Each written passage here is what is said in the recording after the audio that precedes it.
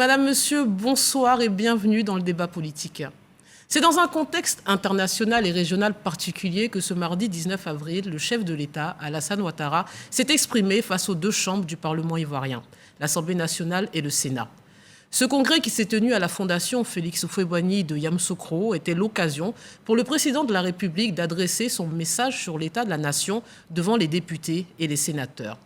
Ce congrès, le deuxième du genre après celui du 5 mars 2020, entre dans la droite ligne des articles 114 et 115 de la Constitution de 2016 qui prescrivent que chaque année, le président de la République doit se prononcer sur l'état de la nation devant les deux chambres.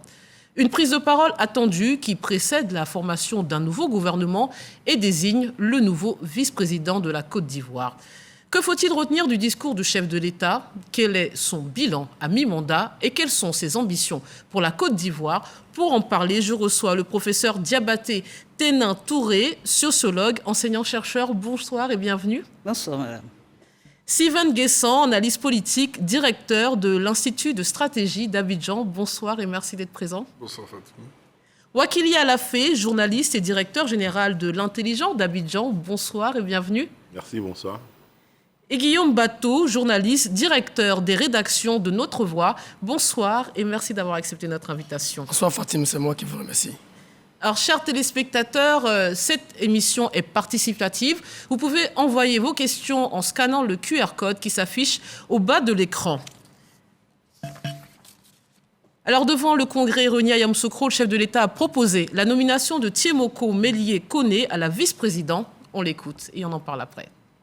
Consensus et de probité qui a toute ma confiance. Conformément à l'article 78 de la Constitution, le Conseil constitutionnel vient de confirmer ce matin même ces conditions d'éligibilité pour être nommé à ce poste. C'est ce qui explique l'absence du président du Conseil constitutionnel à la session de ce jour. Monsieur le Président du Sénat, Monsieur le Président de l'Assemblée nationale par intérim, honorables députés, vénérables sénateurs, mes chers compatriotes, je pense que vous l'avez bien deviné. J'ai donc porté mon choix sur Monsieur Thiemoko Mélié Koné.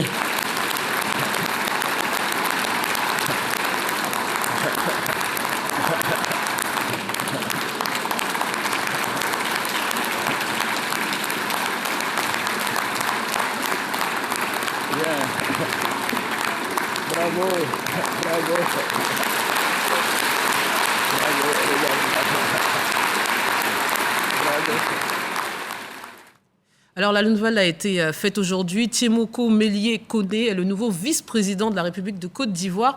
Qui est-il, messieurs? Wakili Alafé. Thiemoko Mélié Koné, qui est désormais vice-président de la République de Côte d'Ivoire, gouverneur en exercice de la Banque centrale des États de l'Afrique de l'Ouest, est né en 59. Voilà. En 49, je l'ai rajeuni de 10 ans. Oui, c'est ce que j'allais dire. Voilà, et puis le reste, on aura l'occasion de le découvrir davantage. Il a été dans l'administration ivoirienne, directeur de cabinet et ministre de la Construction. Le président de la République a rappelé cela aujourd'hui. Donc voilà ce qu'on peut dire à grands traits. Un fils de Côte d'Ivoire, un grand technocrate. Mais il est peu connu peut-être de la population ivoirienne. Qu'est-ce que vous pouvez nous dire sur lui qu'on ne sait pas déjà? Madame Téné. Oui, bon. C'est un technocrate, ça on peut le retenir. Un économiste. On peut dire aussi qu'il est de Tafiré. Voilà. Il est Sénoufo. De Ferké aussi. À proximité de Ferké, oui. Et il a été directeur national de la BCEAO à un moment donné, je pense, avant d'être nommé gouverneur de la BCEAO au siège à Dakar. Pour le moment, je pense que ce profil se prête bien à ce qu'on vient de voir. On nous parle d'un homme discret, encore une fois peu connu de la population ivoirienne. Oui, un homme discret. Généralement, les banquiers n'aiment pas se faire voir. Tout à fait. Préfèrent rester caché pour ne pas avoir à donner de l'argent aux gens. Mais non, je rigole. Oui, c'est un homme discret. Je veux dire, nous qui sommes journalistes, on a connu M. Timoko Meïlé quand il était directeur de cabinet du Premier ministre Guillaume Soro entre 2007 et 2010. Je crois après il est devenu ministre de la Construction dans le gouvernement juste après l'arrivée du président Ouattara au pouvoir. Il n'est pas resté longtemps puisque dès juin 2011, juillet, il est allé à Dakar pour être gouverneur et il en vient. Donc, discret, en tout cas, il n'a pas vécu dans l'arène politique habituelle comme beaucoup d'autres technocrates qui après sont venus dans l'arène politique. Donc, c'est vraiment le banquier, l'économiste qu'on va retenir pour le moment en attendant de le voir dans sa nouvelle fonction de vice-président de la République. Le chef d'État a dit que c'est un homme de consensus. On verra. On verra si dans sa nouvelle fonction, si ces nouveaux interlocuteurs lui font un cadeau ou pas. Donc on verra si vraiment c'est un homme de consensus. On attend à l'exercice du pouvoir. Le président a choisi pour occuper cette éminente et stratégique fonction le désormais ex-gouverneur de la BCEAO. Pourquoi ce choix selon vous? Bon, Sylvain Guesson. Sans revenir sur le douloureux appel à Dieu du Premier ministre Samet Bakayoko, je pense que ce profil-là manquait un peu au président Ouattara. Un monsieur qui est capable de prendre le petit déjeuner chez Bédier, de déjeuner avec Babou à midi, et puis le soir d'être au palais présidentiel. Je pense qu'il recherchait ce type de profil. Cela n'enlève rien aux qualités du technocrate connaît le vice-président, mais il avait besoin de quelqu'un qui puisse être dans cette intimité-là, avoir des bonnes relations avec la société politique ivoirienne, avec la société civile ivoirienne, avec les investisseurs, avec la communauté internationale. Bref, un élément quelque peu neutre qui pourrait se faire ouvrir des portes, quel que soit le moment, un peu le rôle que le Premier ministre Abed Bakayoko avait joué à l'époque. Je pense que ce rôle de pivot-là a manqué un peu au président de la République. Oui. Bon, légèrement différemment de ce qu'a dit Sylvain, je pense que quand on regarde, et quand vous avez écouté le chef de l'État présenter le nouveau vice-président, on a dit que c'est même le porteur du chef d'État lui-même. C'est un peu... Oui, le profil économiste de grande institution. C'est le même parcours. La BCEAO, le Fonds monétaire international, le gouvernement, retour à la BCEAO, gouverneur.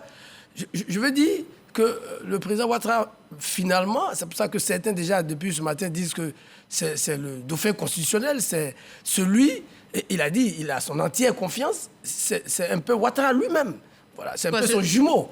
Donc, je pense que dans une perspective de la possibilité du retrait du chef de l'État au terme de son troisième mandat, je crois qu'il a voulu, en tout cas, choisir quelqu'un qui est un peu sa photocopie, ou en tout cas dans le profil. Donc photocopie, quoi. Bon, donc on connaissait déjà cette expression de photocopie. Voilà. Là, ça fait beaucoup de photocopies. Dans le profil technocratique. Allez-y, Wakili Alafé, il peut intervenir. Il peut paraître peu connu, parce que ce n'est pas un politicien de carrière. Tout à fait. Ce n'est pas un politicien de carrière, mais c'est un technocrate quand même de carrière qui a une présence dans la vie politique depuis quand même, dans la vie publique, depuis 2017 quand même, ça fait 15 ans. Et puis n'oublions pas une chose, est-ce qu'on ne devrait pas... 2007, tu veux dire. 15 ans. Depuis 2007. Ça fait 15 ans. Vous avez dit 2017. Voilà, une vie publique. Oui. Maintenant, c'est-à-dire dans l'administration, tout le reste, tout. Et puis, est-ce normal de ne pas connaître le gouverneur de la BCEAO, de notre monnaie, qui a sa signature sur les billets? Ça. Si on ne le connaît pas, je ne sais pas. C'est un minimum, n'est-ce pas? Mais vous voulez dire que si, chacun les billets, non? sans cette nomination, on n'aurait peut-être pas su On qu'il est... devrait le savoir en principe. Oui. Parce que tout le monde connaît le franc CFA. Il y a des débats enflammés sur le franc CFA, mais on ne connaît pas le gouverneur de la banque qui émet le franc CFA. Oui, mais est-ce La question se pose, non? Est-ce la faute de la population de cette institution qui ne communique pas Tout beaucoup, le monde, qui est un peu tout le monde. opaque, si vous permettez? Quel est le rôle, finalement, du vice-président selon la Constitution, lui, le second personnage de l'État? Ben, vous l'aviez dit, c'est le second personnage de l'État. Et je vais plus loin, je parlerai de la grandeur de l'État. Voyez-vous, devant les deux chambres, une déclaration solennelle, ça donne toute la grandeur de l'État. Et quand je parle de grandeur de l'État, c'est ce renforcement de l'unité nationale. Parce que n'oublions pas cela. Ça, c'est important, de faire appel à toutes ces assemblées, de nommer, de désigner nommément le dauphin constitutionnel, c'est toute une solennité. Et qui recherche le renforcement de l'unité nationale, qui recherche, je dirais, la disparition, la réduction même des disparités régionales. Moi, je vois plus loin que ça. Au-delà de toutes ces instances politiques et tout ça, c'est cette grandeur que je vois. Oui, mais quel est son rôle précisément dans la Constitution, à ce vice-président? Ça a été dit, hein. Bon. Le vice-président, il est le vice-président, c'est-à-dire qu'il vient après le président. Le président, Ça veut dire que, en cas de décès, c'est lui qui est là. Si, en cas de vacances, c'est là. En cas de vacances de pouvoir, oui. En cas de vacances du pouvoir, Oui. en cas de capacité du président de la République Oui. à assumer ses fonctions, c'est le vice-président Tout à fait. qui prend la place. Donc, je veux dire, c'est un rôle important. Oui. C'est un rôle important dans nos pays, et même dans tous les pays. Donc, je pense que Mais justement, si ce rôle est aussi important, depuis la démission de l'ancien vice-président Daniel Kablan-Duncan le 8 juin 2020, le poste est resté vacant. Selon vous, pour quelles raisons? 2 ans pour nommer un vice-président. On peut l'expliquer? Bon, je pense que le président, on s'habitue un peu à son style de leadership. C'est vrai que son style de leadership, on en parle très peu. Je pense qu'on s'habitue plus ou moins maintenant. Il a pris son temps pour bien faire, je pense. Quand on prend le discours du président de la République de ce jour, 5 points fondamentaux. D'abord, les retombées positives du dialogue politique. Ensuite, la Côte d'Ivoire qui se positionne diplomatiquement. Ensuite, il rend hommage à M. Patrick Kachi, toutes les mesures du gouvernement, l'hommage aux forces de défense et de sécurité. Et enfin, voici l'homme que j'ai trouvé qui pourrait renforcer tout ce bilan. Ça veut tout dire. C'est vrai que le président lui délègue le pouvoir qu'il veut en tant que vice-président nommé par le président de la République. Mais quand on voit le statut du discours du président de la République, pour moi, ce n'est pas en vain.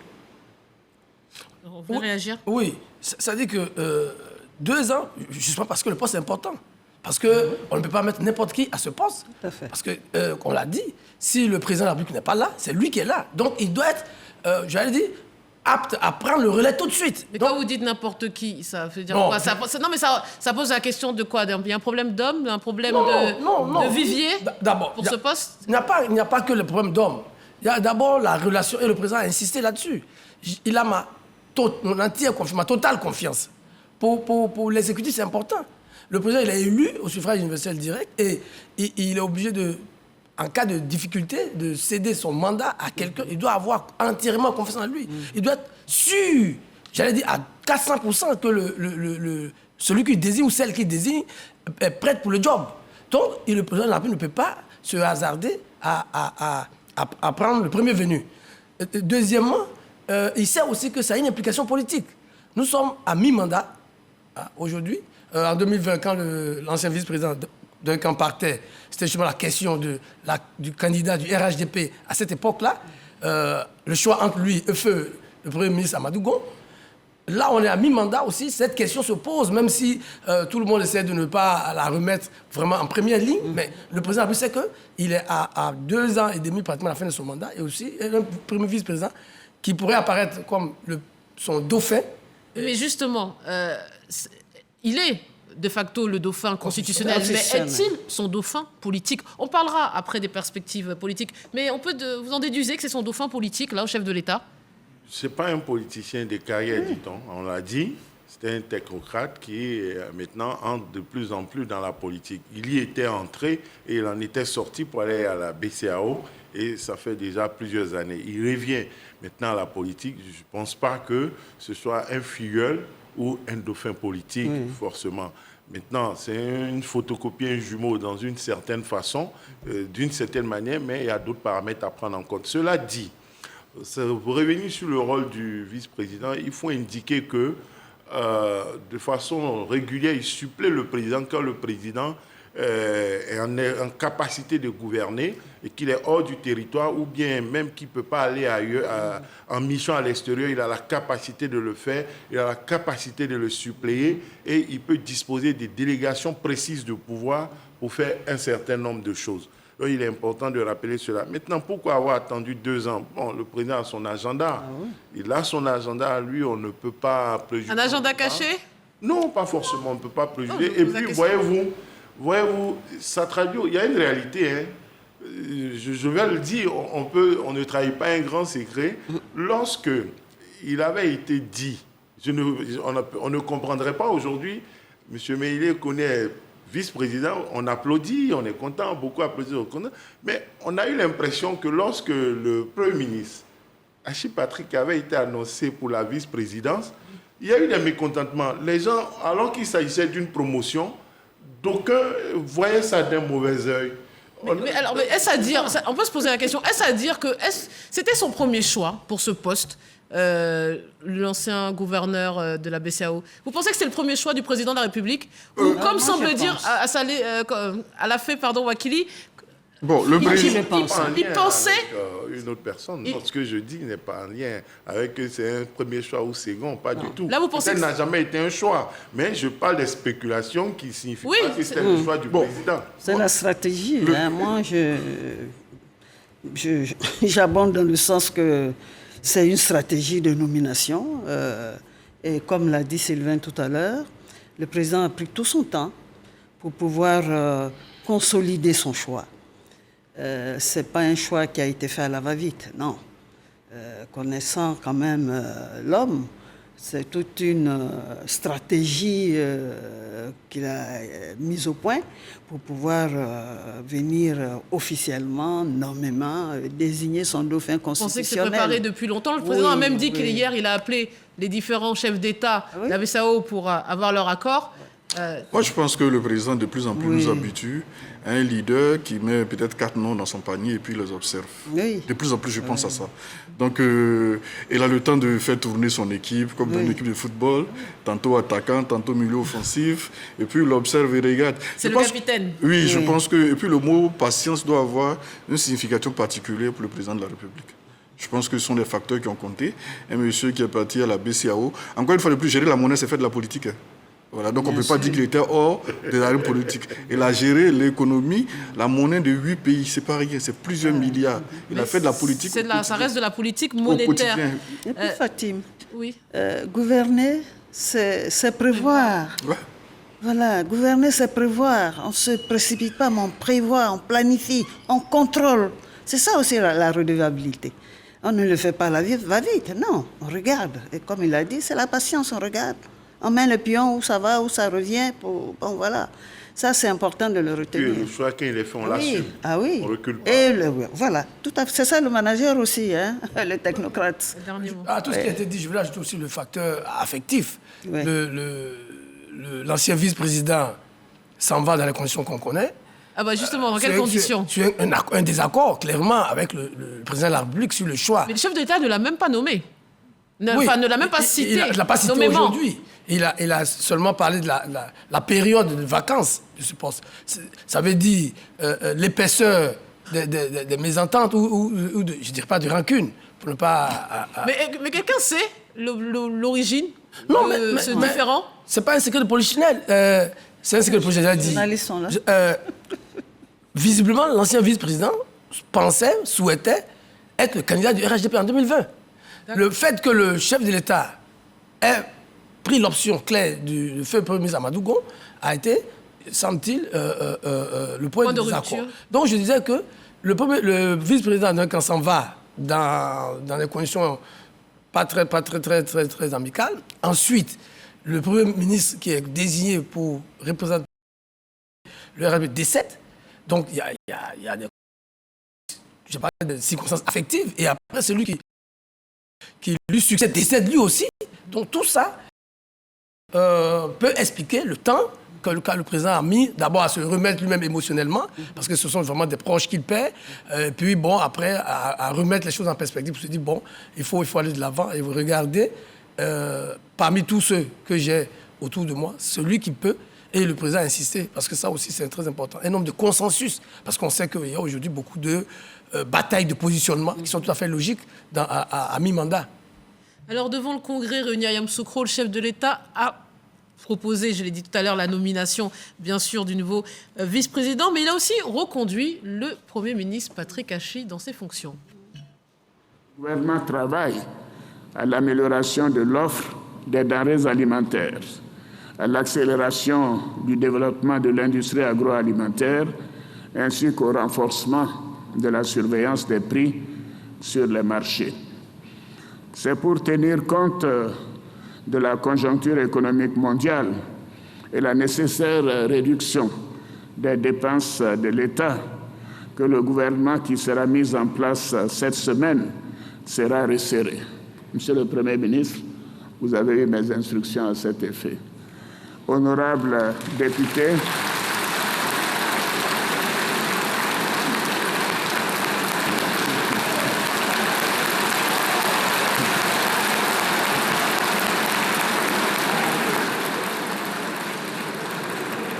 alors je ne sais pas si vous applaudissez parce qu'il est reconduit ou c'est parce que le gouvernement sera resserré. Alors, bon, il a fait sous forme de boutade. Oui.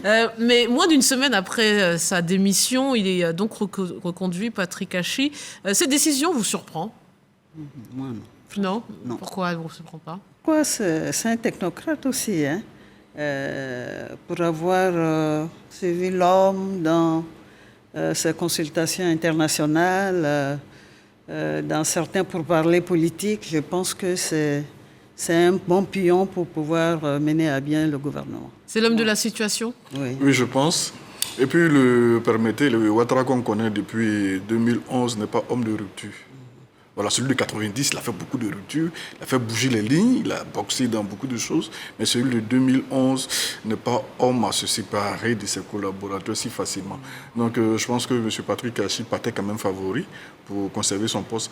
Ensuite, on a vu le président décliner assez rapidement le cahier de charge du Premier ministre, améliorer la qualité de vie des Ivoiriens. Donc, réduire l'équipe gouvernementale, les dépenses de l'État, de sorte à pouvoir mieux se préparer pour faire face à cette crise mondiale-là qui est plus ou moins liée à la crise en Ukraine, dont on n'a pas encore perçu forcément les incidences. Je pense que M. Koné, le vice-président également, n'a pas été choisi sans relation avec cette crise-là qu'il va falloir surmonter en Afrique subsaharienne. Alors, le Premier ministre a chargé, vous l'avez dit, de conduire une équipe resserrée d'une trentaine de membres contre 41 dans le précédent gouvernement. À quoi pourrait-on s'attendre, finalement? C'est quoi un gouvernement russe? D'abord, je voulais dire un mot. Sylvain a dit que le président Ouattara, de 2011 à aujourd'hui, n'est pas un homme de rupture.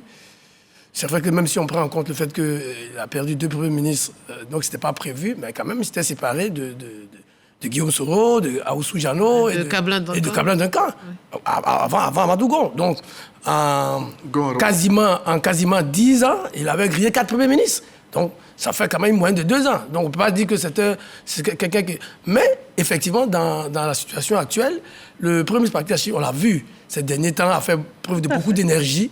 On l'a vu un peu partout, à San Pedro, à Corogo, aux États-Unis, à Boisseau, etc., dans les marchés. Donc, il avait fait preuve de beaucoup d'énergie. Et aussi, dans le contexte, on sort, c'est vrai, de la pandémie, mais le contexte de la cherté de la vie, de la crise internationale, quelqu'un l'a dit, je crois qu'avant qu'on arrive sur le plateau, changer un Premier ministre, c'est généralement perdre 3 à 6 mois. 3 à 6 mois, parce qu'après, il faut refaire les cabinets, il faut reprendre les dossiers. Celui qui arrive, il faut qu'il renomme des conseillers. Ça prend du temps. Et quand on sait qu'il y a des échéances électorales dans 1 an et demi maximum, je crois que le mieux pour le président de la République, c'était de reconduire le Premier ministre, de continuer avec lui au moins jusqu'aux élections locales, régionales et municipales de 2023, et après, d'évaluer si la popularité, parce que quand on a vu dans la salle, il y a eu des applaudissements, il y a eu comme un soulagement du Congrès à l'annonce peut-être un peu, je vais dire, informelle du président de la République. Il y a eu une sorte de soulagement, donc, jusqu'à ce qu'on voit si le Premier ministre continue de tenir la ligne. Et donc, c'était tout à fait logique qu'il reste là. On voit bien qu'il s'entend bien avec le président de la République. Bon, on espère pour lui que ça va durer jusqu'en 2023. Ben, moi, je dis, vous parlez des surprises. Bon, non, parce que vous savez aussi, il ne faut pas se méprendre sur le rôle d'un Premier ministre. C'est vrai que c'est infusible. Quand ça ne va pas, le président peut changer de Premier ministre. Mais n'oublions pas qu'un Premier ministre, il est à la tête d'un gouvernement dont on dit qu'il est le chef, mais dont les décisions se prennent en Conseil des ministres sous la direction du président de la République. Voilà. Donc quoi, le président de la République est toujours comptable des décisions prises par le Premier ministre? Oui, bien sûr. Ça aussi, il ne faut pas l'oublier. Donc, lorsque le président, ce n'est pas pour flatter le gouvernement et les ministres, et le Premier ministre, lorsqu'ils disent qu'ils ont bien travaillé, est-ce que c'est pour, entre guillemets, chasser quelqu'un qui a bien travaillé? Il faut donner des raisons après. Donc, il n'y avait pas... Mais... C'est vrai, le suspense a été maintenu. C'est vrai qu'il y a eu quelques jours et heures d'incertitude, mais très vite, c'est vrai que des ambitions ont été ouvertes, tous les noms ont été donnés, mais très vite, les uns et les autres se sont ressaisis pour savoir dans quelle direction on partait. Alors, vous dites, effectivement, le chef de l'État a félicité l'équipe gouvernementale sortante, mais on nous dit que le gouvernement sera resserré, donc forcément, il y aura des départs. Déjà, ce remaniement, c'est pour des raisons économiques ou par souci d'efficacité? Bon, on va pas être plus réaliste que le président a avancé des arguments économiques. On va s'en tenir à ça. Il ne faut pas encore sous-estimer les incidences de cette crise en Ukraine sur nos objectifs économiques. Voilà, donc il faut resserrer l'équipe, la réduction du train de vie de l'État, de sorte à voir que le président lui-même fait attention quand même à la qualité de vie des populations en réduisant le nombre de ses collaborateurs. Et puis bon, elle va se mettre au travail dans une perspective d'anticiper sur les probables incidences, et puis on verra ce que cela va donner. Ceci dit, cela n'enlève en rien les qualités du Premier ministre Patrick Achi. Quand on observe, on scrute, on évalue son bilan de Premier ministre, il n'y a pas eu de grands écarts de route. Son bilan était assez paisible, il a su continuer l'œuvre de ses prédécesseurs. Je pense que son bilan il est positif. Oui, aussi bien économique qu'en politique, avec le dialogue politique précédent qui a été quand même un très bon succès. Vous dites tous qu'il a fait un bilan positif 1 an après sa prise de fonction? Oui, si on regarde, bon, il arrive, comme je dis toujours, après quand même ce décès du Premier ministre Ahmed Bakayoko, il arrive, il n'est pas prévu comme vraiment le choix réel, parce qu'il ne faut jamais oublier qu'il vient du PDCI-RDA, et que même malgré le long compagnonnage qu'il y a avec le président de la République depuis, on va dire depuis le Golfe, pour être précis, bon, mais il arrive là et il avait à convaincre.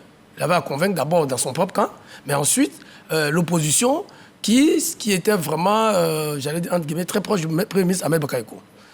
Il réussit quand même ce test. Est-ce dû à son seul talent? On va le lui dire, mais il réussit quand même le dialogue politique où toutes les parties prenantes, y compris les plus extrêmes, signent quand même ce document, ce qui n'était pas gagné. On va parler longuement à la fin de l'émission Dialogue politique. Donc, je pense que donc, ça, mis aussi à côté du volontarisme dont il a fait preuve ces dernières semaines, je pense qu'on peut le créditer d'un bon bilan. Maintenant, après, il y a, comme je dis, je pense aussi qu'il y a un souci d'efficacité. Parce que quand vous avez une équipe de 40 personnes, c'est moins facile à gérer que quand ils sont 25 ou 30. Donc je pense que l'un dans l'autre, tout cela va certainement peser dans le fait de réduire le souci d'efficacité, mais aussi le souci de cohérence.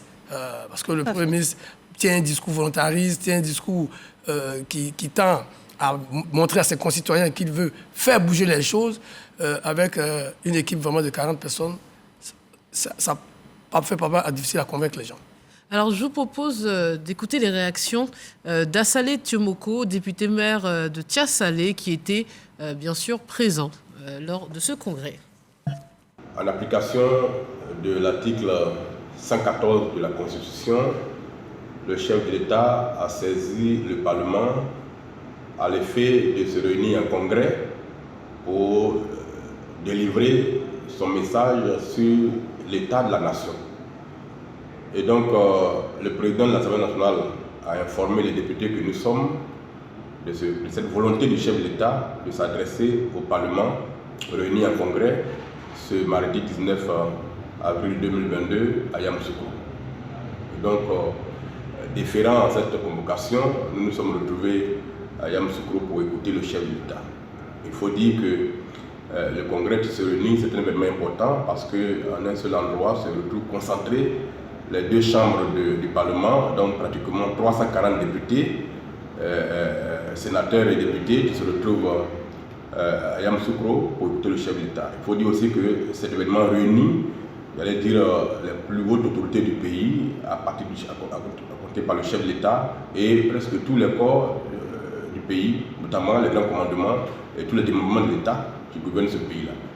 Et donc le chef de l'État s'est adressé à nous pendant une trentaine de minutes Qu'est-ce qu'il faut retenir de son discours? On va retenir essentiellement que l'occasion a été créée pour que le chef de l'État, enfin, installe une institution de la République qui n'était pas complète. C'est-à-dire qu'il fallait nommer le vice-président, comme le prescrit l'article 55 de la Constitution, qui dit que le vice-président est choisi par le chef de l'État avec l'accord du Parlement. Et cela se fait en congrès. C'est pour ça que le congrès s'est réuni et c'est à cette occasion-là que le chef de l'État, effectivement, nous a informé de ce qu'il avait choisi par consensus M. Kone Timoko Mele comme nouveau vice-président de notre pays qui arrive 2 ans après la démission du premier vice-président, M. Denis Kadon Menga. Alors, comment se fait cette désignation?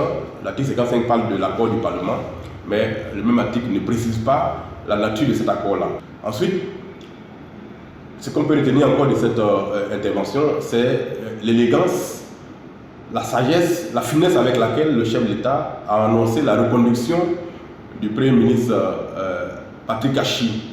Il a fait d'une manière tellement solennelle, tellement belle que le Parlement réuni en congrès a applaudi et le chef de l'État s'est même étonné de ce que nous réagissions de cette façon et a demandé pourquoi nous applaudissions, si c'était parce que le Premier ministre avait été reconduit ou c'était parce qu'il avait demandé que le gouvernement soit resserré. C'était un grand moment républicain que nous avons tous apprécié.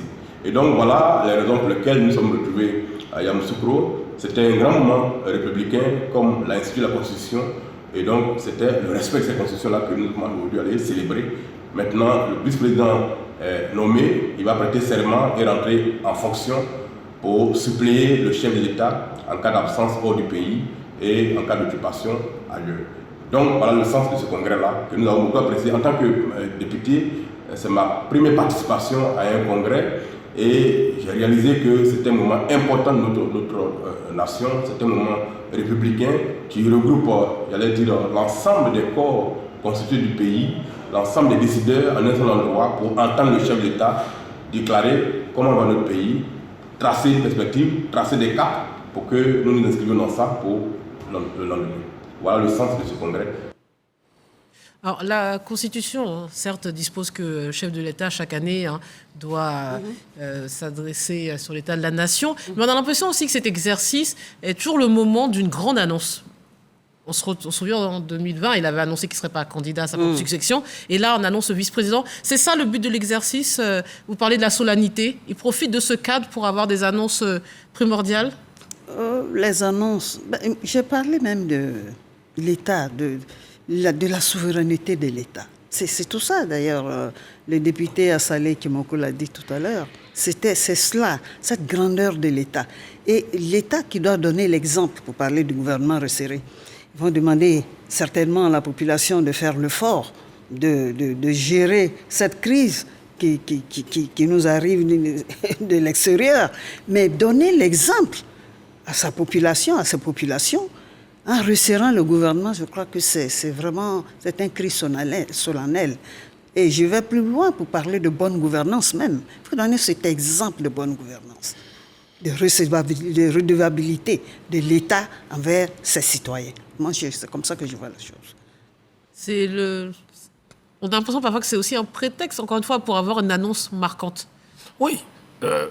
Un congrès ne se réunit pas tous les jours. Donc, puisqu'il ne se réunit pas tous les jours, on ne peut pas aller là-bas pour dire bonsoir. Il aurait pu faire le bilan, l'état des lieux. Il a quand même fait le bilan. Classique. Même s'il ne s'est pas étendu, parce que visiblement, ce n'était pas l'objectif, il a quand même fait le bilan.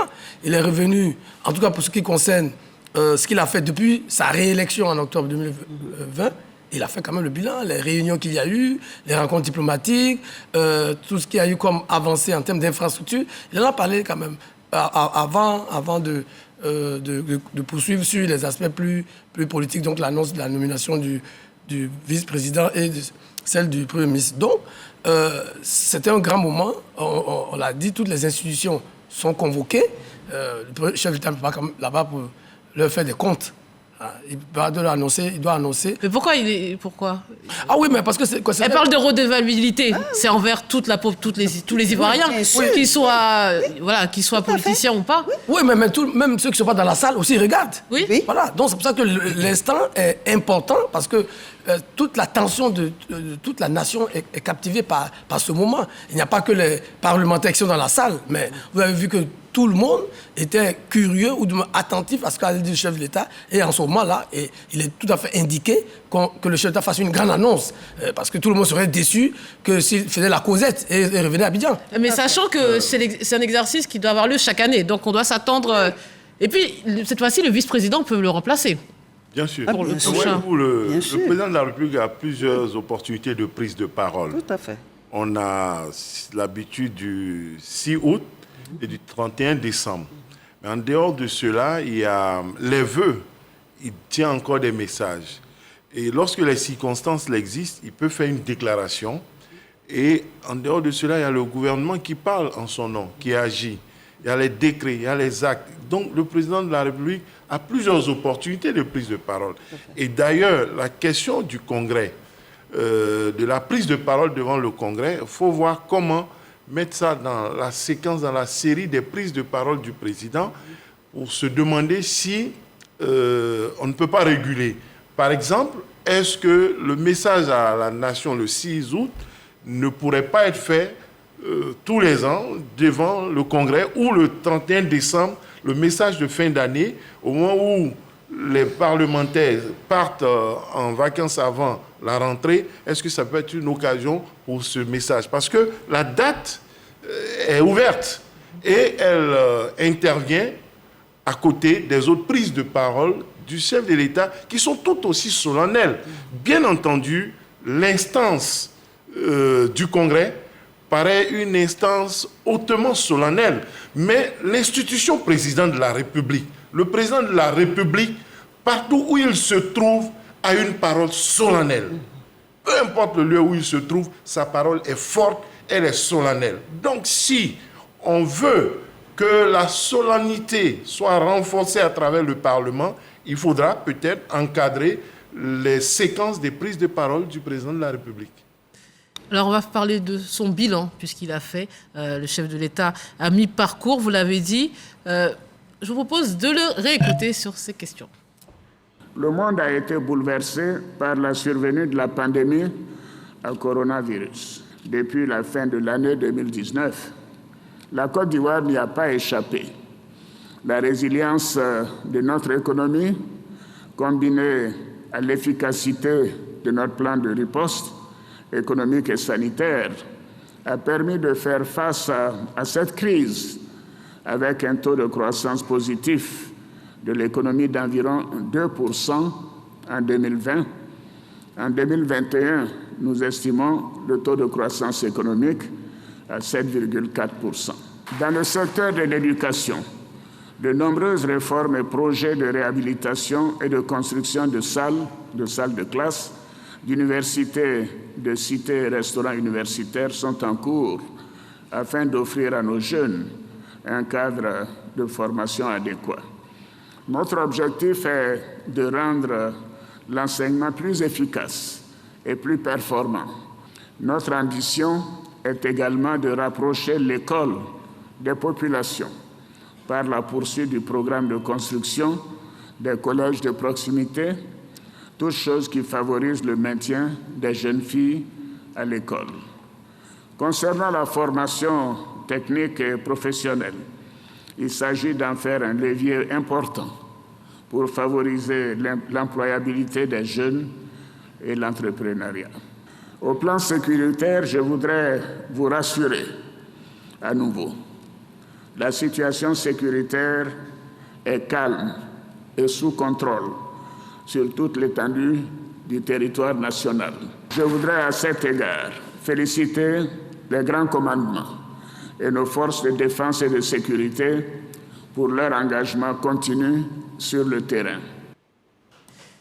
Alors, à l'instar du reste du monde, la Côte d'Ivoire traverse une crise sanitaire. Quel bilan faites-vous de la gestion de la Covid-19 par le gouvernement ivoirien ?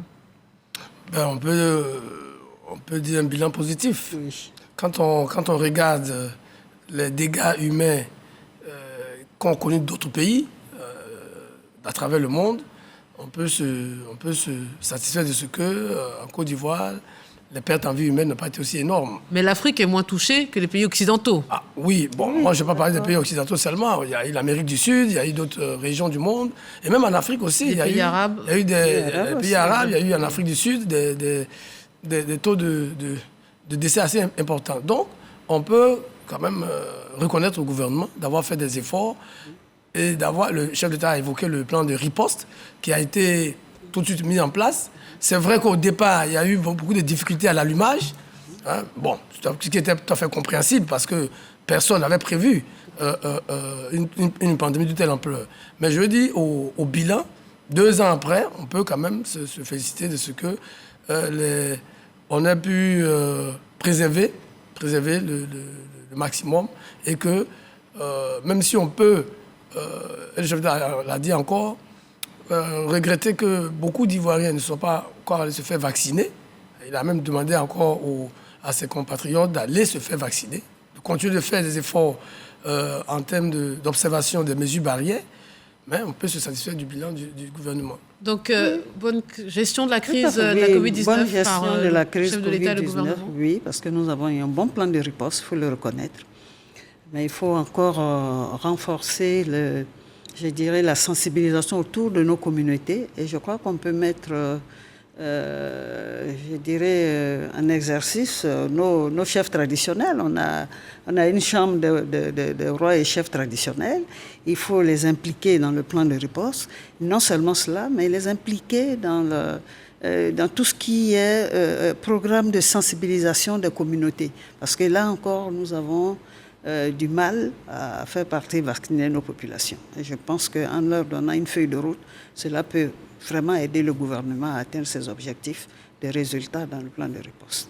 Et cette résilience, parce que vous nous dites effectivement, le chef d'État l'a rappelé, il y a eu, Dieu merci, et malheureusement qu'un seul décès hier, c'est déjà un de trop, mais ce n'est pas comparable avec d'autres situations. Comment vous expliquez cette résilience de notre pays? Là encore, c'est les politiques publiques mises en place qui... Bon, on ne va pas dénier aux politiques publiques les dispositions prises, mais n'empêche que notre espace a quand même été à l'abri des grandes masses contaminées. Voilà, les médecins ont essayé de s'expliquer pourquoi l'Afrique subsaharienne, en dehors de l'Afrique du Sud, était quand même à l'abri de vases contagions. Bon, ils ont forcé plusieurs hypothèses, la jeunesse, le climat, les traitements antécédents contre le palu, etc., etc. Mais notre espace, on va dire merci à Dieu, les pays de la CEDEAO ont quand même été à l'abri de... Voilà. Cela n'entache en rien les dispositions prises par le gouvernement. C'est vrai, le début, ce n'était pas évident. Un pays fait face à une pandémie, ce n'est pas du tout évident, qui se promène de cette façon-là dans la population. Mais très vite, ils ont essayé de rattraper le train et puis les dispositions ont été prises. Des centres ont été mis à disposition des personnes qui étaient malades. Des centres se sont aussi rapprochés des populations pour faire les tests. La CEDEAO a pris des dispositions, fermé les frontières, etc., etc. Les politiques publiques ont fait leur part, mais la CEDEAO aussi a été à l'abri de cette pandémie-là. Mais sachant qu'au départ, ces mesures étaient impopulaires, puisque la fermeture des frontières, on n'a pas eu de confinement à proprement parler au sens dur, au strict comme en Occident, mais comme quoi, finalement, il a bien fait, le président, d'être ferme sur ces différentes mesures. Oui, il a bien fait d'être ferme. Avant ça, on a eu Ebola. Il y a eu des mesures rigoureuses. Ils ont interdit la viande de brousse. Il y a eu des mesures, etc. Et on a eu 0 cas ici et personne n'y a cru. Maintenant, quand Covid est venu, il y a eu des suspicions d'Ebola ou autre là. Donc, on dit au moment où on a bien réussi quand il y avait l'épidémie de ça, et maintenant, voilà. C'est-à-dire que tout le monde disait que la situation était dangereuse, catastrophique pour l'Afrique. Peut-être aussi, indépendant du raison qu'il a donné, du climat et de tout le reste, c'est le fait que tout le monde ait prédit de l'apocalypse pour notre continent, qui nous a conduit à prendre des mesures fortes, aussi fortes qu'en Europe. Des gens se moquaient de nos dirigeants. Parce que la France a fait, parce que les États-Unis ont fait, nous sommes à leur solde, nous faisons la même chose. Mais et si c'est ça qui nous avait sauvés? Tout à Parce fait. qu'on est content aujourd'hui de dire on est en train d'en finir, tout en demeurant vigilant, alors que ce n'est pas fini ailleurs. Hein. Oui. Ça continue, peut-être dans une ampleur moindre, et peut-être parce qu'ils réagissent avec moins de panique et un peu plus de sérénité à cause du vaccin et des médicaments en train d'être trouvés. Mais ce n'est pas fini ailleurs. Et chez nous, apparemment, ça baisse, c'est en train même de disparaître. Donc il faut souligner qu'il y a eu l'apocalypse annoncée, il y a le climat qui nous a avantagés, mais il y a eu que nos dirigeants ont pris au sérieux l'alerte et ils ont pris les dispositions qui s'imposaient. Au prix d'un peu de notre liberté, même s'il n'y a pas eu de confinement absolu, ailleurs, il y a eu quand même des mesures de couvre-feu au départ. Il y a eu des confinements isolés et nous ont menacé de nous confiner de quartier en quartier. Et si ça continuait, Tout à fait. le Grand Abidjan était isolé de l'intérieur du pays, il y avait des contrôles. Oui, c'est pour ça que je dis des mesures d'abord populations, contestées oui. par les populations, les la fermetures de population. certains endroits pour les entrepreneurs ou les Oui, tout à fait. sociétés. Il faut reconnaître. Mais, in fine, à vous écouter, ces mesures ont été salutaires. Tout à fait. Tout à fait. Alors, le chef de l'État est revenu sur le secteur de la santé.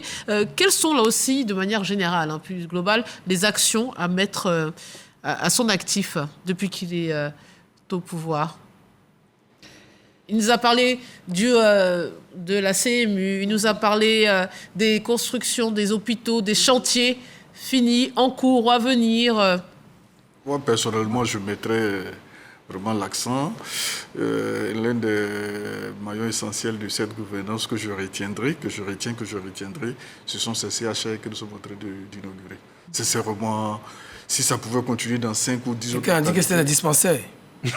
Bon, on ne va pas en arriver là. À Boisseau, Meyagui, San Pedro, ou à quoi, Azopé, et puis il y a une autre localité, Danané, c'est en construction.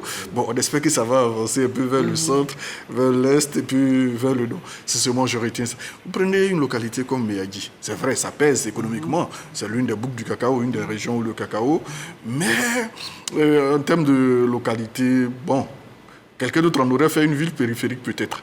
Mais construire ce joyau à Meyagui, construire ce joyau à Danané, à Zopé, vraiment je retiens cela en dehors de tout le reste, vraiment ça me marque. Qu'est-ce qui vous a marqué? Et vous, Moi, professeur? c'est vraiment l'aménagement du territoire.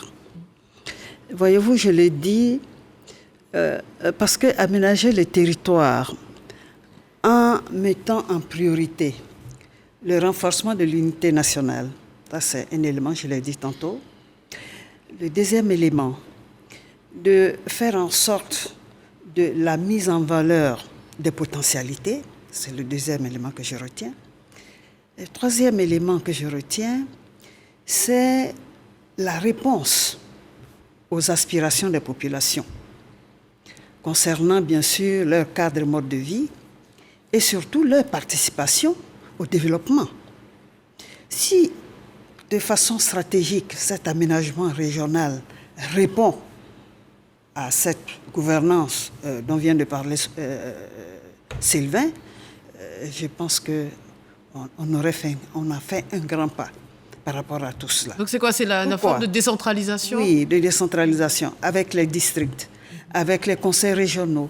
Et surtout, je le dis, c'est une réponse aux aspirations de la population, parce que ériger et construire les infrastructures sanitaires à l'intérieur du pays, et comme il le dit, si on doit le faire pour l'ensemble du territoire, en prenant en compte les conseils régionaux, les districts, pour pouvoir faire en sorte que les populations... Parce que le développement, qu'est-ce que c'est? Le développement est endogène. Et le développement s'appuie sur les populations locales. Et le développement local vient terminer tout ceci en termes de planification du territoire. Je crois que c'est un des aspects les plus importants pour nous. Qui prennent en compte, surtout prend en compte la santé, l'éducation, la sécurité. Parce que si nous arrivons à appliquer vraiment efficacement cette politique d'aménagement du territoire, comme l'a fait dans les années 70, avec San Pedro, avec l'Arceau, avec l'AVB, on aurait fait un grand pas. Alors la santé englobe bien sûr les infrastructures dont on vient de parler, le personnel de santé et la qualité des soins. Est-ce que toutes ces réformes ont amélioré de manière significative la vie des populations? Bon, nous, dans l'année, notre CHL n'est pas encore fini, donc... Ah bon? C'est un plaidoyer que vous faites là, Léon Bien Plateau? entendu, bien entendu. C'est en cours. Oui, je crois que ça. Je serais très heureux qu'on ait un CHL du niveau de Miyagi. Et donc pas un dispensaire? En tout cas, celui qui a dit que c'est un dispensaire, je ne partage pas son point de vue. Mais bon, comme il a dit, j'en parle juste. Alors, donc, effectivement, ces centres de santé, ces universités vont forcément changer la situation dans les régions. Moi, qui suis originaire donc, de la grande région de l'Ouest, donc de Mans, on a une université à Mans aujourd'hui qui forcément transforme la ville de Mans. On va avoir une université à Bondoukou. Forcément, je suis convaincu que les populations de Bondoukou, les enfants de Bondoukou qui vont avoir le baccalauréat, qui ne seront plus forcément obligés de venir jusqu'à Abidjan, auront peut-être plus de chances de réussir leurs études en restant à quelques dizaines, vingtaines de kilomètres de leurs parents. Donc, on est toujours content que ces infrastructures arrivent, parce que c'était un vrai besoin. Tout était concentré à Abidjan, tout est encore... malheureusement, généralement encore concentré à Abidjan dans beaucoup de choses en termes d'opportunités d'emploi. Pour avoir du travail aujourd'hui, il faut essentiellement venir à Abidjan pour se soigner, même à un niveau, même si on salue ces CHR qui commencent à ouvrir, mais à un certain nombre de niveaux d'analyse, les professeurs sont encore malheureusement encore à Abidjan. On a encore beaucoup de choses encore à Abidjan, mais il faut saluer, il faut se féliciter de ces infrastructures et souhaiter, Sylvain l'a dit un peu, que cela se généralise sur l'ensemble du territoire national. Parce qu'il y a encore des déserts en matière médicaux, des déserts éducatifs, des déserts sécuritaires, etc. On a la menace sécuritaire au nord. Le chef d'État a dit qu'il y a un programme spécial pour le nord, mais je pense qu'il n'y a pas que le nord. Vous avez toutes les frontières doivent bénéficier de ces appuis, cet engagement sécuritaire, parce que malheureusement, c'est vrai qu'au nord, nous avons des terroristes qui sont plus actifs, mais on a des pays à l'ouest, notamment à Guinée, où il y a eu des coups d'État. C'est pas très stable. Bon, allons sur l'aspect sécuritaire, puisque vous tendez une perche. Lorsque le chef de l'État affirme que la situation sécuritaire est calme et sous contrôle sur toute l'étendue du territoire, fait-il référence aux attaques terroristes ou à d'autres phénomènes sécuritaires qui elle a fait? C'est les deux. Les attaques terroristes... ont connu une remontée à un moment, elles ont été fortes, mais aujourd'hui, elles sont neutralisées. Et quand il dit c'est sous contrôle, c'est aussi parce qu'on n'a pas les informations qu'il a. Certainement, il y a eu des alertes, il y a eu des tentatives qui ont été déjouées et pour lesquelles il n'y a pas eu de communication.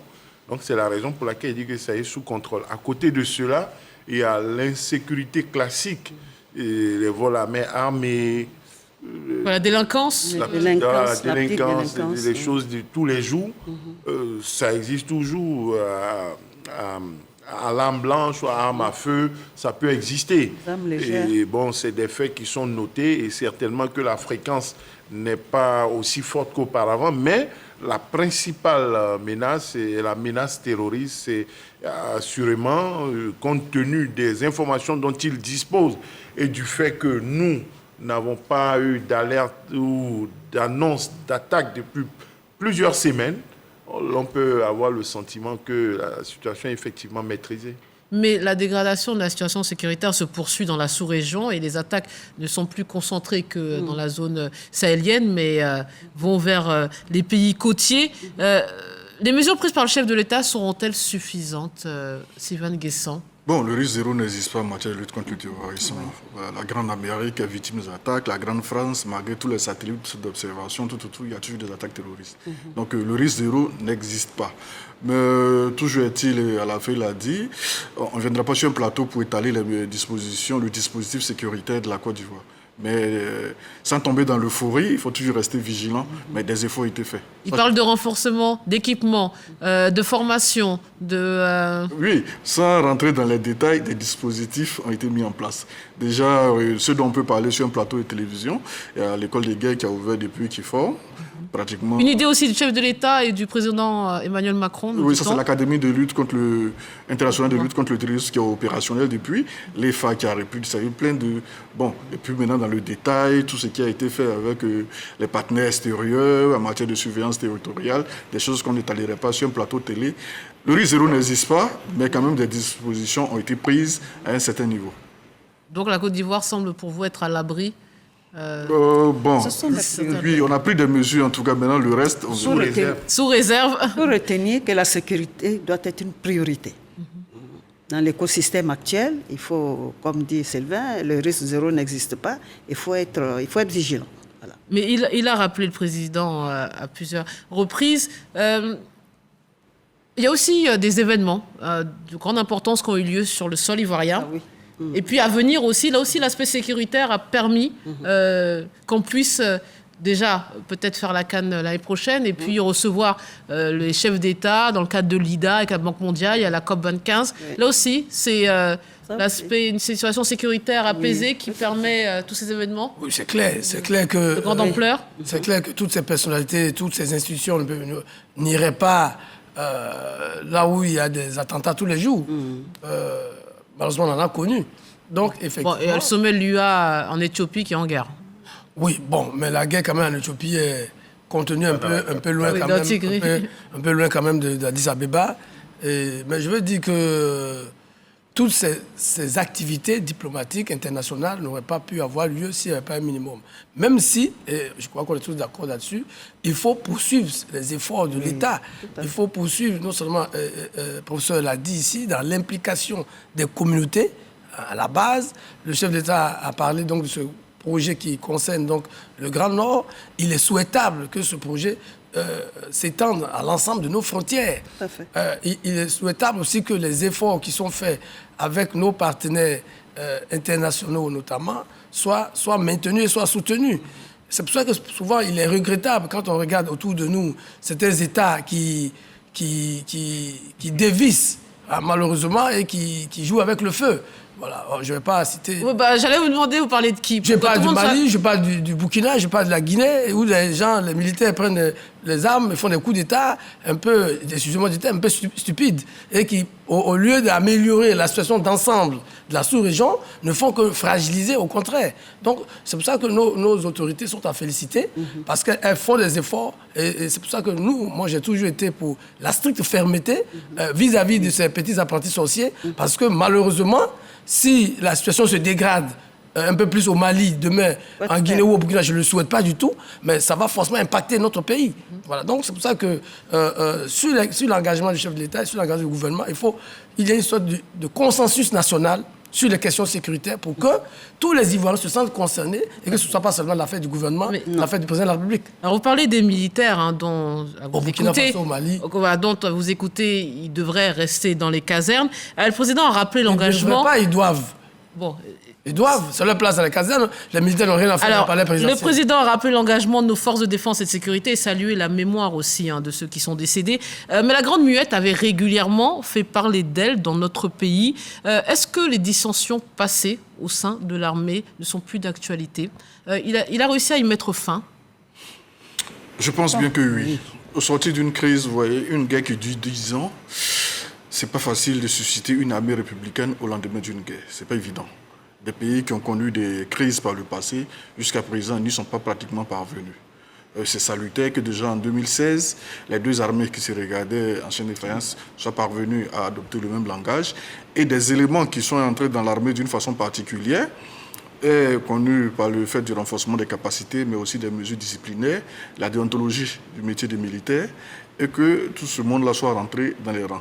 Encore qu'il y a eu la loi de programmation militaire, qui a essayé aussi de dégraisser les effectifs à un certain niveau, avec le recrutement de 3000 jeunes soldats depuis l'année décembre 2021, je crois, pour renouveler les effectifs de notre armée, sans oublier les équipements qui ont été acquis, les camps militaires qui ont été réhabilités, etc. etc.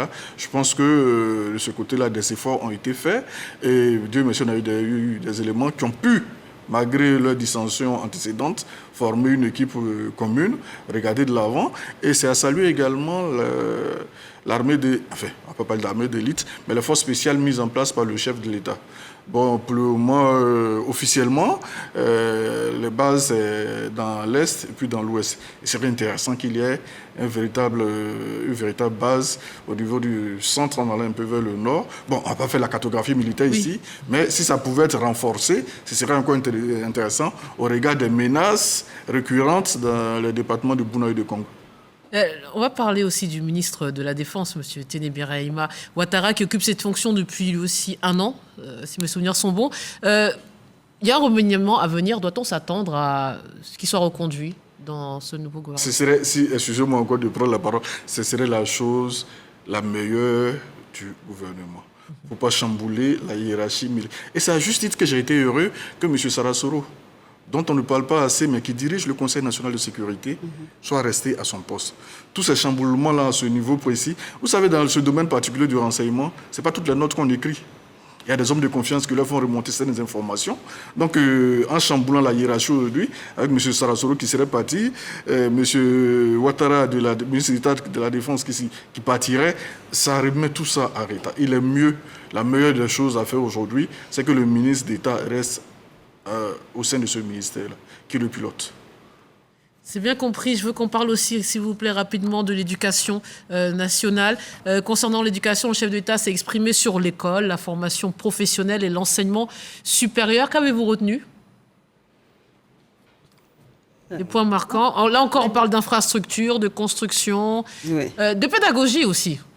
Oui, de pédagogie, et l'objectif justement des États généraux, c'est de faire cet état des lieux et de s'assurer que les efforts qui ont été réalisés l'ont été comme il fallait et les poursuivre. Et le chef d'État s'en est satisfait. Il y a eu un bilan qui est quand même assez important et il était utile de le relever tout en reconnaissant qu'il y a lieu de l'améliorer. Il n'y a jamais eu de situation parfaite. Il y a toujours des difficultés. Il faut, en plus des militaires, la carte scolaire, la carte hospitalière. Il faut rapprocher l'école des populations. Dans les villages, à tous les lieux, il faut davantage de logements pour les enseignants. Il faut aussi... Pour les étudiants. Voilà, pour les étudiants. D'abord, à la base, les instituteurs, je veux parler. Il faut créer les conditions d'une plus grande sécurité pour les enseignants dans les fins fonds de nos villages, pour mettre à l'abri contre les... Peut-être isoler les cas des viols, agressions des institutrices, des enseignants. Voilà, sans oublier les grossesses précoces pour les élèves. Il y a des choses comme ça qu'il faut régler. Au-delà des grandes tendances, des grands chiffres qui sont donnés, ce travail-là doit se faire sur le terrain. À cela, il faut dire que l'école ne doit pas être un sanctuaire. L'école doit être un écosystème ouvert, en prenant en compte l'environnement socio-économique. Je crois que c'est ça notre problématique. C'est ça. Et rapprocher l'école du village, comme on vient de le dire. Remaniement oblige, je repose cette question aussi concernant Mme Mariatou Koné, la ministre actuelle de l'Éducation nationale. Pourrait-elle reconduire dans ses fonctions? Et peut-être sa prise de fonction, c'était pour peaufiner ce chantier. Il faut faire la promotion de la femme. On va le faire. Hein? De toute façon, la ministre... À l'excellence. La ministre n'applique que le programme du président de la République. Donc, le président de la République choisit tel homme ou telle femme à tel ou tel moment. C'est vrai que Madame le ministre Mariatou vient de filer les États généraux. Il aurait été peut-être serait cohérent qu'elle le mette en œuvre. Oui. Parce que c'est elle qui a conçu son mécanisme, mais il n'est pas exclu que quelqu'un de puisse le faire. Mais ce que je voulais dire, juste sur la question, insister après ce que le professeur a dit, c'est sur le rapprochement de l'école des enfants, des villages. Elle a utilisé le mot village, les enfants. Parce que s'il y a quelque chose quand même que le président de la République a réussi, c'est l'électrification rurale. Il a fixé comme objectif d'électrifier tous les villages de plus de 500 habitants. Je crois qu'il faut un programme similaire pour l'éducation nationale. Une école primaire dans tous les villages de plus de 500 habitants. Parce qu'aujourd'hui, malheureusement, malgré tous les efforts qu'on peut apprécier sur le plan macroéconomique, sur le plan de la croissance économique, il reste encore beaucoup trop d'enfants qui n'ont pas accès à l'école parce que l'école est loin de leur domicile. L'école qui est devenue obligatoire C'est obligatoire, reste c'est encore loin.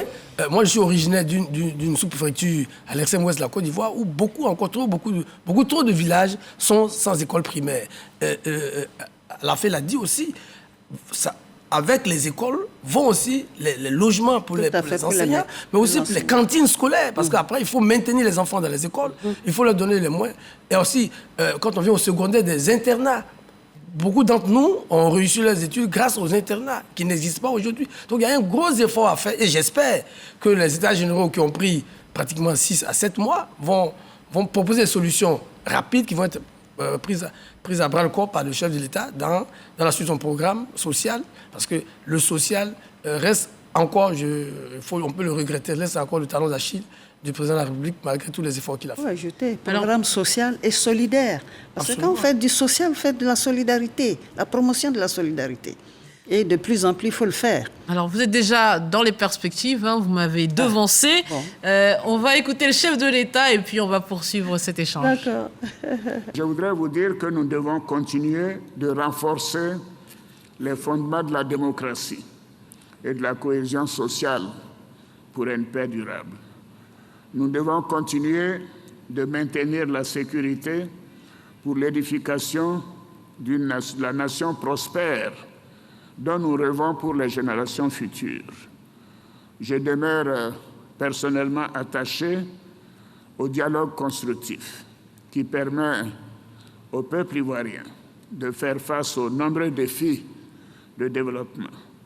J'en appelle au sens du civisme, à l'esprit républicain, afin que chacun œuvre à son niveau à apporter sa pierre à l'édification de la paix et du développement durable de notre beau pays. J'ai espoir et je suis persuadé que nous continuerons d'aller de l'avant dans la paix et la sécurité. Le gouvernement travaille à l'amélioration de l'offre des denrées alimentaires, à l'accélération du développement de l'industrie agroalimentaire, ainsi qu'au renforcement de la surveillance des prix sur les marchés. C'est pour tenir compte de la conjoncture économique mondiale et la nécessaire réduction des dépenses de l'État que le gouvernement qui sera mis en place cette semaine sera resserré. L'accélération de l'industrialisation avec la transformation locale de nos matières premières, accompagnée de la mise en œuvre d'un deuxième programme social du gouvernement et du financement des PME, la bonne gouvernance et la lutte contre la corruption. Et cela va se traduire par un changement de mentalité et l'émergence d'une conscience nationale. Alors, lancé officiellement par le gouvernement le 16 décembre 2021, le dialogue politique a pris fin le 4 mars 2022, après plusieurs semaines d'arrêt. Beaucoup considèrent ce dialogue politique comme une réussite. Pour quelle raison? Oui, juste la première raison affichée, c'est que tout le monde a signé le rapport final. Parce qu'avant, il y avait certains qui traînaient les pieds, qui traînaient les pieds, qui ont fini par venir et ils ont vu que leur arrivée n'a pas changé grand-chose. Mais bon, ça, c'est le problème. Mais le premier fait est que tout le monde a signé. OK. Ensuite, jusqu'à présent, il n'y a pas encore eu de controverse. Même si finalement, globalement, tout a été ramené au niveau du chef d'État pour prendre les décisions sur les questions qui ont pu être débattues et qui n'ont pas trouvé consensus, ou bien qui ont trouvé un minimum de consensus pour leur mise en œuvre. Donc, tout le monde a signé, c'est bien. Maintenant, on attend. Le chef d'État, dans son propos, a dit qu'il reste attaché donc, au renforcement de la démocratie. Il y a un certain nombre d'actes qui sont attendus, notamment sur les questions électorales, sur la réforme du code électoral, sur le jeu même politique, la question des institutions et tout ça. On attend dans quel sens il va aller, justement peut-être à travers déjà le gouvernement qui va être mis en place dans les prochains jours. Avant le prochain Conseil des ministres de mercredi, je vais revenir sur 2 points soulevés par Guillaume Bateau, et vous allez peut-être y répondre à sa place. Les accords entre partis politiques sont légion dans le pays, mais malheureusement, aucun n'a, en tout cas jamais, empêché la survenue de crises. En quoi ce dialogue politique est-il différent, Sylvain Guessant? Je me pose la question, en quoi est-il différent? Dans la mesure où le dossier Blé Goudé n'a pas été traité, le dossier Soro Guillaume n'a pas été traité, on ne va pas faire l'autruche, ce sont les deux dossiers qui pendent sur le champ politique ivoirien. En quoi ce dialogue politique serait différent des autres?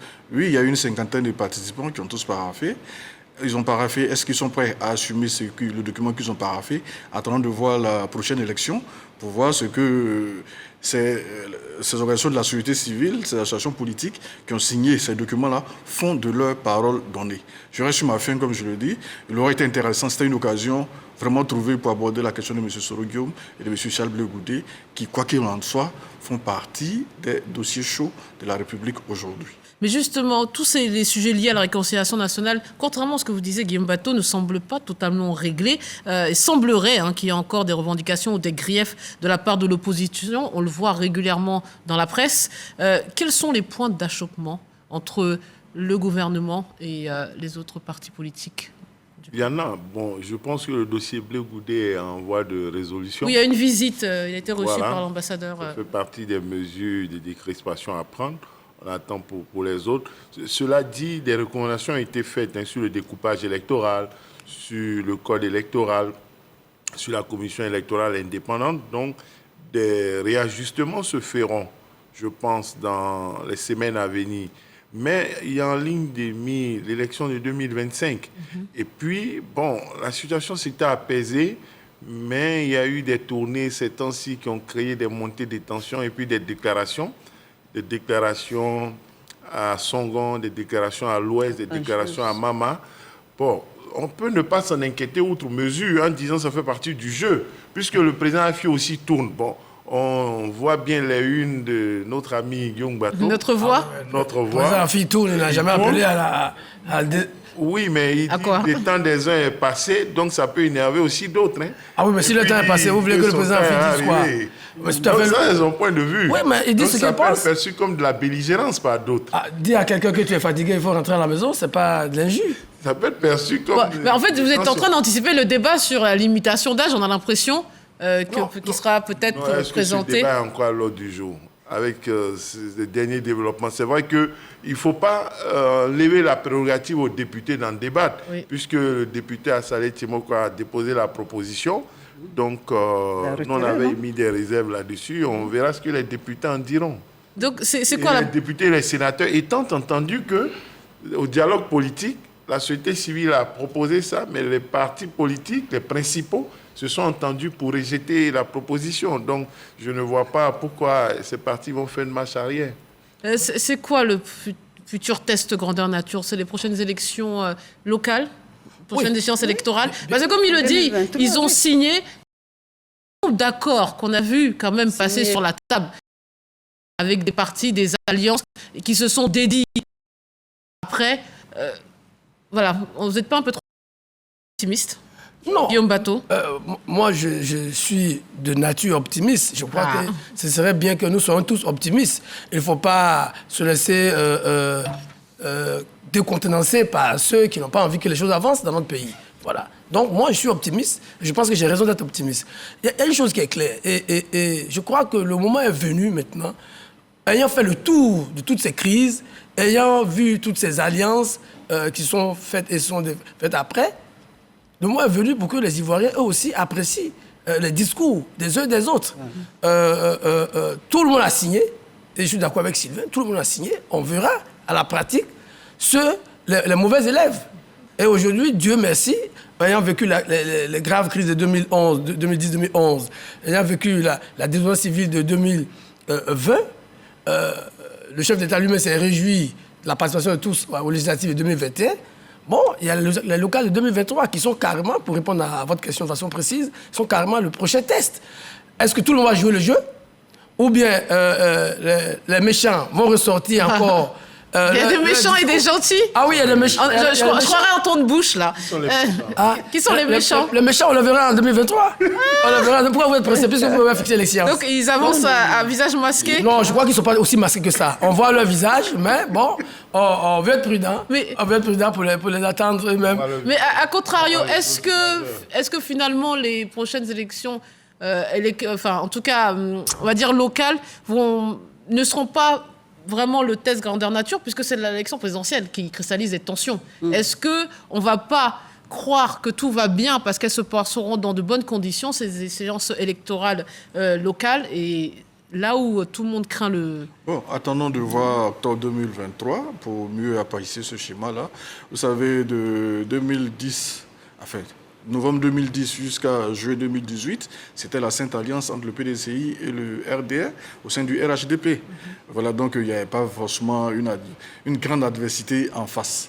Voilà, il y a eu des élections, certes, mais bon, le FPI d'alors boycottant les élections, le PDCI et son allié, on peut dire qu'il n'y avait pas d'enjeu. C'est juste un jeu de chaises. Tu prends A, je prends B, tu prends C. Le FPI est allé aux élections en 2015 et en 2018.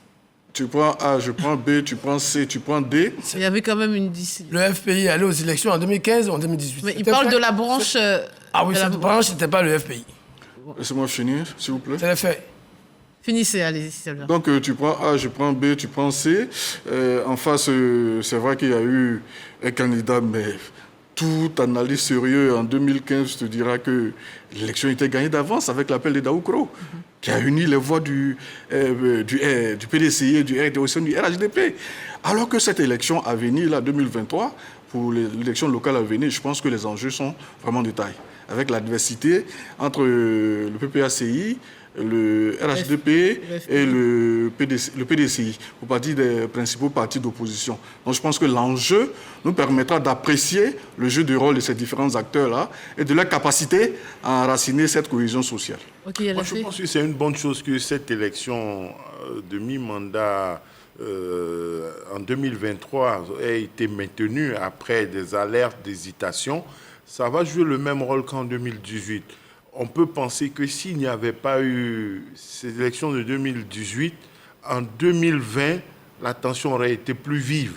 Parce que, indépendamment de la contestation de la candidature du président Ouattara après, indépendamment de la bataille sur la CEI, les gens avaient quand même des tendances au sujet du mouvement des populations, au sujet du corps électoral, dans un contexte pratiquement concurrentiel en 2018, où on a eu le mot, on s'est pesé, ils se sont pesés. Et on a vu des victoires du PDCI à Cocody, au plateau, malgré les tensions. On a vu des reprises à Bassam. On a vu à Bondoukou des dissidents, des gens partis du PDCI à Bondoukou, à Azopé ou autres qui ont gagné. Donc, les résultats ont été acceptés de part et d'autre, malgré quelques tensions. C'est le même contexte, le même environnement qu'on devrait avoir en 2023, qui va être une sorte de test avant la grande bataille de 2025, sans forcément savoir qui sera partant en 2025. Et même si ça se passe bien en 2023, ça ne garantit pas que ce sera forcément clean en 2025. Je rebondis sur ce qu'a dit Sylvain Guessant sur la grande alliance PDCI RDR, le RHDP. On a l'impression aussi, là aussi, c'était la vision du chef de l'État de créer le bipartisme dans notre pays, de l'imposer avec deux grandes tendances, peut-être de libéraux ou de socialistes. Et là aussi, c'est quoi? C'est raté, puisque... Non, c'est pas raté. Non, c'est pas raté, parce que clairement, on va avec une bipolarisation. Aujourd'hui, on voit bien qu'il y a d'un côté le PPACI et le PDCI qui poussent à une alliance entre eux, et de l'autre, le RHDP et les autres. Le FPI de Afeni Guessant? Mais le FPI, le président, c'est Pascal Afeni Guessant, il n'y a pas quelqu'un d'autre en tant que président du FPI. On a tellement eu l'habitude de devoir dire que le FPI, qui était propriétaire du FPI... Il faut vous acclimater maintenant. Voilà, il faut vous acclimater, il faut vous adapter, il faut s'y faire. Aujourd'hui, le FPI est différent du PPACI. Et donc, le FPI n'a plus la même trajectoire que le PPACI. Et il est clair que dans les prochaines semaines, certainement pour les élections locales de 2023... Il y aura des alliances. Il y aura des alliances parce que... Le FPI FPI avec le RHDP. Mais ce n'est pas exclu. Et ce n'est pas nouveau. Je ne fais pas une révélation du siècle, puisque plusieurs fois, que ce soit le président Rafi lui-même ou plusieurs dirigeants du FPI l'ont dit. Parce qu'à partir du moment où, en 2021, on les a dit en 2021, parce qu'il ne faut pas oublier d'où ça vient, où ce qui allait devenir après le PPACI et le PDCI décident d'exclure les autres forces de l'opposition de l'époque, mais il est tout à fait convenable, je vais même tout à fait intelligent, que les autres ne restent pas dans les bras croisés et attendent leur mort politique. Donc, il est clair qu'on va aller vers une bipolarisation entre ceux que j'appelle les forces progressistes, qui peuvent s'entendre sur un minimum, un consensus national sur ce que le chef d'État appelle la stabilité et la paix, et les autres qui ont un autre agenda. Je ne veux pas... On ne va pas tomber dans ce jeu de distribution de points là. Oui, mais chacun dit ce qu'il pense. Laissez-le répondre. Nous sommes sur un plateau, chacun dit ce qu'il pense. Il n'y a pas un professeur d'école sur le plateau. Bon, allez-y. On va être réaliste. Hein. Les alliances en Côte d'Ivoire valent ce qu'elles valent. Elles durent 3 jours après les élections et puis on passe à autre chose. Ce n'est pas nouveau. Le Front républicain, l'alliance entre le PDC et le FPI qui a duré un feu de paille, etc. L'accord politique de Daoukoro, bref. Ces alliances-là, il ne peut pas avoir des bipolarisations sur la scène politique ivoirienne. Non. On ne peut pas embrigader des gens. Je ne pense même pas que c'était l'intention du président Ouattara. C'était un truc à moyen terme ou à court terme. Mais on ne peut pas embrigader des partis politiques au sein de coalitions. Et surtout que... Pourquoi elles sont contre nature, ces coalitions? Non seulement elles sont contre nature, et puis la distribution des postes, ça se fait comment? Le RHDP est majoritaire dans certaines régions. Pourquoi on va faire une alliance avec un parti A qui pèse à peine 1% pour lui donner des postes, alors qu'il sait qu'il peut gagner sans cette alliance-là? C'est le jeu de poids dans les régions respectives. C'est un rapport de force. Il y a un rapport de force. Il y a une alliance dans une région. Quand un parti politique n'est pas sûr, quand il y allant seul, il peut gagner. Donc il s'allie, mais c'est une alliance de circonstances. Ça ne peut pas devenir une grande famille, RHDP, FPI. Non, il ne faut pas espérer ce genre de choses. Non, mais attends. Si que Sylvain n'espère pas, ça c'est son point de vue. Mais qu'ils ne disent pas que ça ne peut pas arriver. Parce que ça, c'est ça qui n'est pas très... Il ne s'agit pas d'embrigader des partis politiques. Il s'agit, par rapport au contexte national et international, on l'a répété ici, de savoir, pour les 10-15 années qui viennent, quel est le choix de société que chacun fait. Est-ce qu'aujourd'hui... mais les partis politiques sont obligés d'être regroupés pour que leur choix soit plus clair. Absolument. La population a besoin de lisibilité. Parce que tout ce que nous mais ces alliances et ces désalliances successives, là, c'est pas ça qui pose un problème de lisibilité. Un jour, on est avec Paul, le lendemain, vous hochez de la tête, toi qui a fait. Non, ça fait partie du jeu politique. Voyez-vous, même on a... Bon, c'est la compromission. Voilà, les la élections. Politique, c'est... Il y a des appels à voter. À voter Macron. À voter, à ceci ou cela. Les gens vont au-delà de leur idéologie, de leur parti. C'est stratégique. C'est le moment qui l'impose. Il y a le moment. C'est pas stratégique, c'est souvent vital, d'après eux, pour la sauvegarde de la nation. Encore que, bon, là aussi, c'est discutable. Hein. Voilà, c'est discutable, parce que la France ne va pas sombrer, quel que soit ce qui va arriver. Ah oui, la France peut sombrer avec Marine Le Pen, ça, il faut le dire. Bon, alors, non, intéressons-nous à nos échéances. Oui, c'est voilà, on ne parlera pas de la France ici. Le discours du président aussi sur l'état de la nation intervient dans une séquence politique particulière. Après un réaménagement au sein du parti présidentiel, la nomination du vice-président intervient avant la formation du nouveau gouvernement. Le RHDP se met-il en ordre de bataille pour 2025 ? Depuis le 1er novembre 2020, le président passait à l'élection. C'était pas aussi précis. Oui, là. Mais au fur et à mesure que le temps passe, il faut bien qu'il ajuste. Le président laisse jouer ses principaux lieutenants. Maintenant, il verra leur capacité à se poser, leur charisme, leur relation avec l'électorat. On se rappelle que le président avait tenu un discours, si je ne m'abuse, où il parlait des cadres qu'il a nommés qui ne seraient pas généreux avec la base. Donc on verra tous ces lieutenants-là, leur rapport à la base, leur rapport à l'électorat, leur rapport aussi à l'adversité. Et puis je pense que le RHDP a entamé ses primaires depuis aujourd'hui. Oui, il apparaît clairement... Bon, tous les partis politiques sont toujours en ordre de bataille, à moins qu'ils veulent rester... je ne sais pas, à moins qu'ils veulent faire autre chose. Sinon, un parti politique qui a envie de conquérir le pouvoir d'État, l'exercer, le conserver, il doit être constamment en ordre de bataille. Donc, ce n'est pas ça qui est vraiment nouveau. Mais votre question est tout à fait importante parce que nous sommes, on l'a dit, à mi-mandat. Il y a une élection présidentielle qui vient en 2025, mais avant aussi, il y a les locales. Donc, le parti au pouvoir a tout à fait raison.